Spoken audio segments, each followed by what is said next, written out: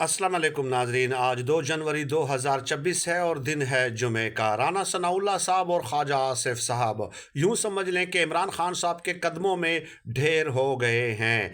हुआ क्या है देखिए, राना सनाउल्लाह साहब एक प्रोग्राम में शरीक हुए और उन्होंने इस बात को तस्लीम किया कि जब तक मुल्क के 5 बड़े बैठकर फैसला नहीं करते मुल्क उस अंदाज से नहीं चल सकता। अब 5 बड़ों से उनकी मुराद क्या है? नवाज शरीफ, शहबाज शरीफ, आसिफ जरदारी, इमरान खान और आर्मी चीफ।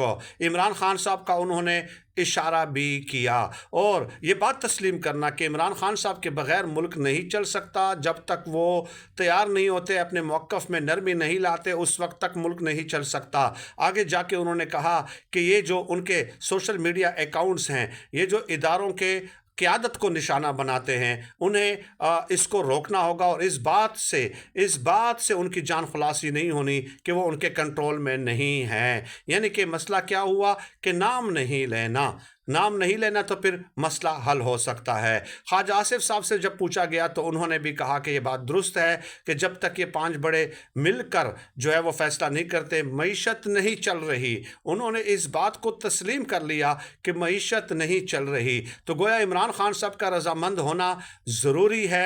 जब तक वो रजामंद नहीं होते उस वक्त तक उस अंदाज से हम मुल्क को नहीं चला सकते। अब जहाँ तक बात इस बात का ताल्लुक है कि उनके सोशल मीडिया अकाउंट्स जो है ना वो इदारों की क़यादत को निशाना बनाते हैं, तो वो तो मेरे ख़्याल में ऑलरेडी तहरीक इंसाफ वाले कह चुके हैं और इमरान खान साहब भी कह चुके हैं कि बहुत सारे ऐसे हैं जो मेरे कंट्रोल में नहीं हैं, जो बात नहीं मानते, वो ख़ुद अपने तय जो है ये सब कुछ कर रहे हैं। अब इसका फिर हल क्या है? इमरान खान साहब अगर कह भी देंगे, और मतलब इसका मतलब ही यही हुआ ना कि अगर वो कह भी देंगे तो फिर क्या, और उसके बाद भी अगर ना हुआ तो फिर क्या होगा? इस बात का मतलब फिर क्या होगा?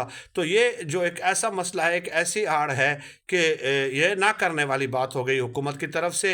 लेकिन राना सनाउल्लाह साहब और ख्वाजा आसिफ साहब का ये एतराफ़ ज़ाहिर करता है कि इमरान खान साहब डटे हुए हैं और तहरीक इंसाफ की क़यादत ने ये जो मोमेंटम बिल्टअप किया हुआ है, अडियाला के बाहर जमा हो जाते हैं, हाई कोर्ट के बाहर जमा हो जाते हैं, ख़ासकर जो उनकी बहनें हैं, ज़्यादा क्रेडिट उनकी बहनों को देना चाहिए। और ख़ासकर फिर उसके बाद जो सुहेल अफरीदी साहब जब से वज़ीर आला बने तो उन्होंने इस मसले को टेकअप किया है और इन इश्यूज़ को नॉर्मलाइज नहीं होने दिया।